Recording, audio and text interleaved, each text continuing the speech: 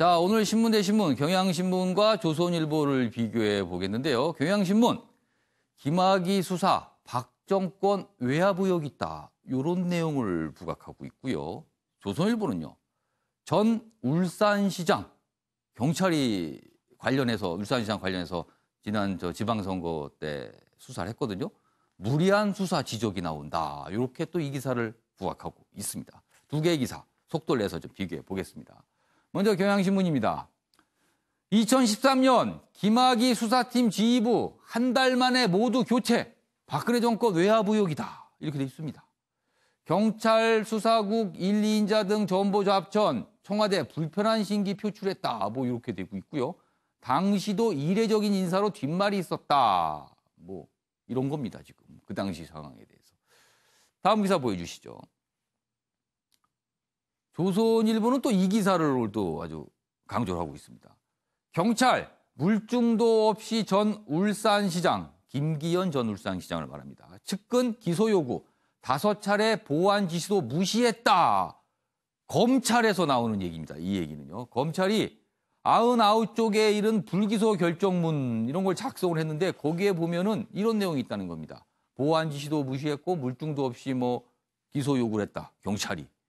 경찰이 무리한 수사 지적 아니냐 이런 지적이 나온다는 겁니다. 두 개의 기사 지금 각각 다루는 사안이 다르고요. 한쪽은 검찰과 박근혜 정부 때라는 점. 그리고 다른 기사는요. 경찰과 문재인 정부 때라는 점. 이렇게 강조하고 있는 것 같아요. 그래서 이 정치권의 지금 이슈를 다루고 각각 초점이 다릅니다. 이걸 어떻게 봐야 되는지. 일단 이수희 변호사. 예. 이 두 개 기사 어떻게 보셨습니까? 이게 현실이에요. 지금 정치권의 모습이기도 하고요.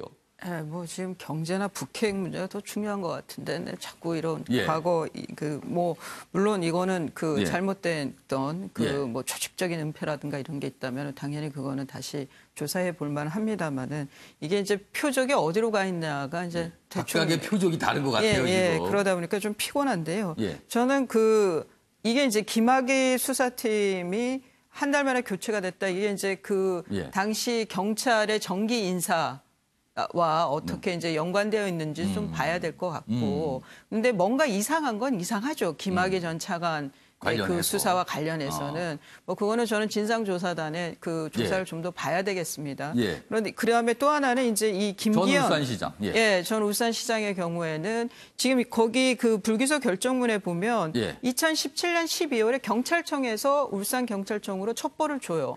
그리고 6.3 지방선거를 앞두고 2018년 6.3 지방선거를 예. 앞두고 김기현 울산시장의 공천이 발표되는 때 예. 전격적으로 압수수색이 나옵니다. 예. 거기에 대해서 이제 당시에도 한국당이 상당히 반발을 했었죠. 그러면서 결과도 낙선을 했고요. 근데 지역의 민심이 나쁘지 않았었어요. 김기현 울산시장의 예. 경우엔. 그런 면에서의 의구심이 또 들죠. 의혹을 받을 수밖에 없고. 그래서 저는 다 이상한 거는 맞다. 의구심을 가질만 하다. 둘 다 이상한 사안인데 정치권은 초점을 좀 달리 두고 있다. 그래서요. 정치권 각각 이 부각시키는 바가 좀 다릅니다. 그 영상으로 좀 확인해 보겠습니다. 저희는 이 사건에 대해서는 철저히 황운하 경찰청장에 대한 수사가 시작되어야 한다고 생각을 합니다. 만약 이 철저한 수사가 이루어지지 않는다면 이 건은 특검으로 밝힐 수밖에 없다는 말씀을 드립니다. 물타기 특검으로 사건의 본질을 흐리려는 시도를 중단하기 바랍니다. 김학의 장자연 사건에 대한 철저한 진상규명은 법의 정의를 바로 세우기 위한 것이지 한국당이 주장하는 표적 수사와는 거리가 먼입니다. 한국당이 의혹을 감추고 비호하려는 생각이 아니라면 실체적 진실을 바라는 국민의 뜻에 따르기 바랍니다. 네, 한민수 교수님. 각각 두 가지 사안 지금 정치권에서 여러 가지 얘기가 나오고 있습니다. 그 두 신문사가 다른 사안을 가지고 예. 써놓은 거에는 저는 아무 문제가 없다고 예. 봅니다. 기사를 봐도 김학의 전 차관 사건도 좀 이상한 부분이 있어요. 그리고 김기현 전 울산시장도 당시에 그 선거 직전에 경찰이 이렇게까지 하는 거에 대해서 오해받을 수 있는 상황이다. 오해받고 지적하는 분도 있었습니다. 여기까지는 전 별 문제가 없는데 지금 문제는 좀 전에 화면도 나왔습니다마는 우리나라의 제1, 2 여당과 야당이 예, 1당, 2당이. 예, 1당, 2당이 일당은 여당은 민주당은 경찰, 예. 또 한국당은 검찰과 이렇게 편이 되는 것처럼 이렇게 되는 거는 예. 바람직하지 않은 것 같습니다. 왜냐하면 이 양대 수사기관이고 우리 국민들 삶에 지대한 영향을 미치는 기관들인데 이 정파적 이해관계에 따라서 손을 잡고 압박을 하면은 결국은 이게 또 이 검찰이나 경찰이 수사에 있어서도 계속 압박과 외압으로 느낄 수밖에 없습니다. 이럴 때는 뭐 비판을 하더라도 적정한 선에서 하는 게 좋지 않을까 싶습니다. 알겠습니다. 그래서 저희가 두 개의 기사를 뭐 주제는 같지 않습니다만 한번 비교해 봤습니다. 자, 이번엔 북한과 관련 기사가 있는데요. 내용 좀 보겠습니다. 보여주시죠. 네. 중앙일보 기사 넘겨주세요. 여기 있습니다. 미국, 북한 인권단체에 67억 지원하겠다. 이렇게 해서 뭐 북한 인권사업 관련 공모를 지금 진행하고 있는데요. 어제입니다. 뒷부분이 더 좀 주목을 끄네요. 북한이 이런 입장을 밝혔습니다. 물과 공기만 있으면 산다. 자력갱생한다, 우리는. 그렇죠. 물과 공기만 있으면 살긴 하지만 먹을 게 있어야 되는데요. 그래서 여기 있습니다.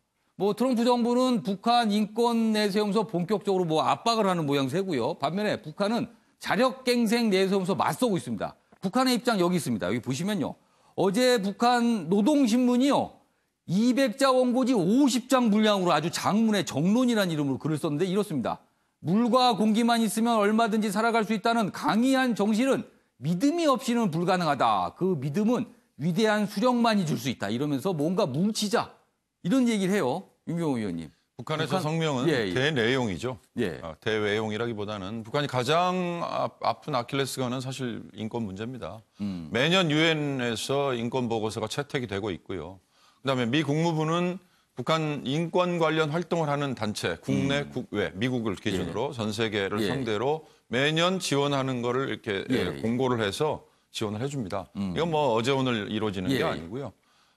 인권 문제에 관해서는 사실은 뭐 다자 외교에서도 항상 거론이 되지만 이건 뭐 인도적인 차원에서 다뤄지는 거기 때문에 북한 내에 무슨 뭐 명백한 인권 유린에 관련된 실상이 있는 한은 그건 뭐 피해갈 수 없는 거죠.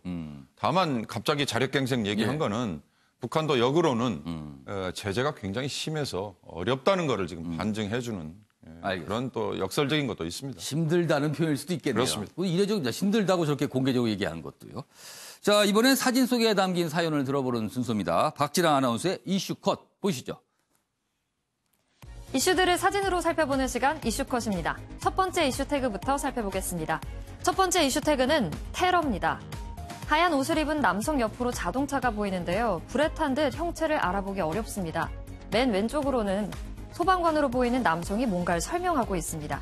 현지 시간 20일 이탈리아 밀라노 인근 도로에서 경찰과 소방관들이 스쿨버스 방화 현장을 조사하고 있는 모습인데요. 이날 오전 세네갈 출신 스쿨버스 운전사가 정부의 반이민 정책에 불만을 표하면서 자신이 모는 버스에 불을 질렀습니다. 이에 타고 있던 중학생 51명이 사망할 뻔했는데요. 다행히 한 학생이 경찰에 신고한 덕분에 인명피해는 없었다고 합니다. 두 번째 이슈 태그 살펴보겠습니다. 두 번째 이슈 태그는 생수입니다.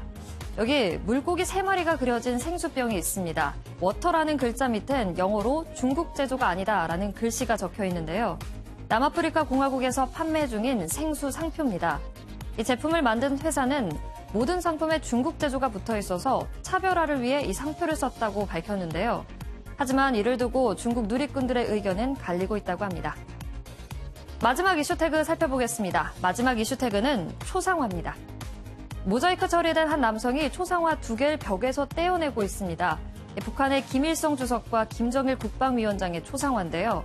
그제 북한 체제를 반대하는 단체로 알려진 자유조선이 이 초상화들을 바닥에 내던지는 영상을 공개했습니다.